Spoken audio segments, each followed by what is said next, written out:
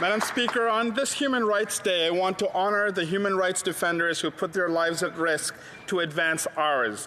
These heroes led the movement denouncing systemic racism and police brutality against Indigenous peoples, Black and racialized Canadians. They reminded us that Black lives matter. They demanded accountability for victims of sexual assault and gender-based violence. And they continue to call on their fellow Canadians to protect the world's most vulnerable, including children, refugees, members of the LGBTQI communities, religious minorities, and those marred by war. Our government has heard these voices loud and clear, Madam Speaker. Last month, we convened the first federal, provincial, territorial meeting on human rights, our second one since taking office in 2015. Last week, we introduced landmark legislation to implement the United Nations Declaration of the Rights of Indigenous Peoples. This legislation was inspired by so many Indigenous peoples and is built on the work of Romeo Sagnash in the last Parliament. In the year of COVID, let us recommit to achieving human rights for all, Madam Speaker.